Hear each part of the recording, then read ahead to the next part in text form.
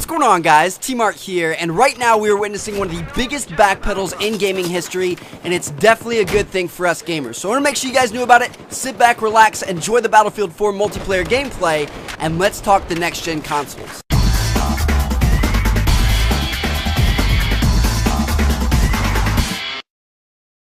Alright, so as you guys know, over the past couple of weeks, we've gotten into a pretty big and bloody next-generation console war in between the Xbox One and the PlayStation 4. And last week at E3, it got even worse because this is where they kind of let everything out of the bag. We got to see what the PlayStation 4 looked like. We got to see exclusives from both consoles. We got to hear about new features and new things that are coming to these consoles.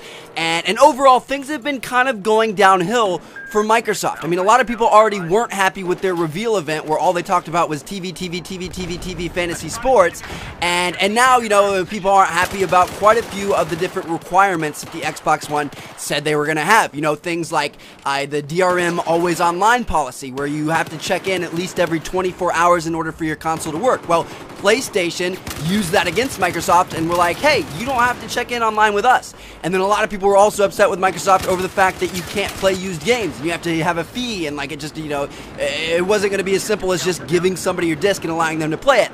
And PlayStation was like, hey, you can play used games if you want, you know, trade with friends, have fun, do whatever you want. And, you know, really, Sony was just taking all these things that people were mad at Microsoft at and just turning them around, being like, hey, we're, you know, good to go here. You don't have to worry about us. We aren't going to put any, you know, restraints on how you can game. You know, we're a gaming platform, not an entertainment platform like these other guys are trying to be. So, you know, people were all very upset with Microsoft over this. And then finally, at the very end, Sony announced that their console was going to be $100 less. So everything was just kind of sliding downhill for Microsoft at this point. It was bad. Well, today we've learned that they are turning things around and they're actually listening to us and our feedback, which is pretty cool. So listen up here. This is an update they posted on their website that I'll link down in the description.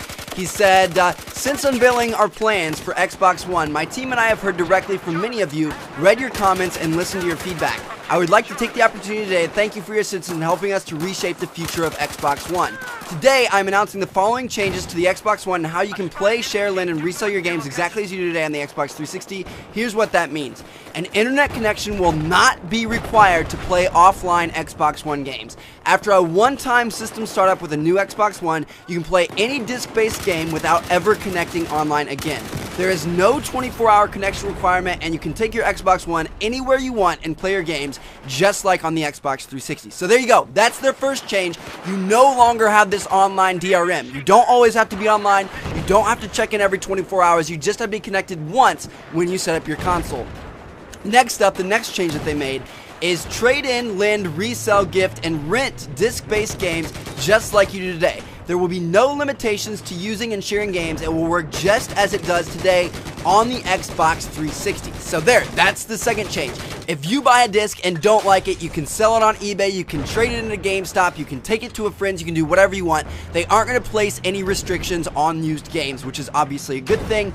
And then finally, the last thing that he mentioned in this little update on their website was, in addition to buying a disc from a retailer, you can also download games from Xbox Live on day one of release. If you choose to download your games, you will be able to play them offline just like you do today. Xbox One games will be playable on any Xbox One console. There will be no regional restrictions. So if you decide to connect to the internet and download a game, then you can unconnect to the internet and you can still play it. You don't need to be connected to the internet to play a game that you downloaded. So again, that's a good thing. So now at this point in time, both these consoles are pretty much even in these situations. You know, they aren't going to make you check online and, you know, check in and make sure you're not stealing games. They aren't going to penalize you for, you know, using a friend's game or lending a game to a friend. You know, it's all even in that sense. Now, of course, these consoles have their own unique features, like the PlayStation 4 is $100 less because the Xbox One comes with the Kinect in the package. You know, that camera is not going to be inexpensive. And then also, you know, there's other stuff like different hardware components, different controllers,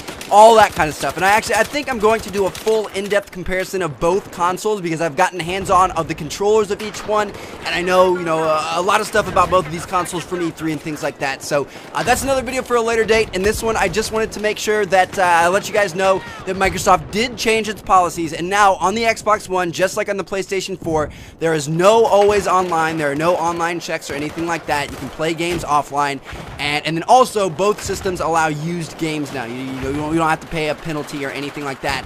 in order to sell your games or use a friend's or anything like that. So anyway, I hope you guys enjoyed the video. Hope you guys enjoyed the Battlefield 4 gameplay. I'll catch you guys later. Peace out.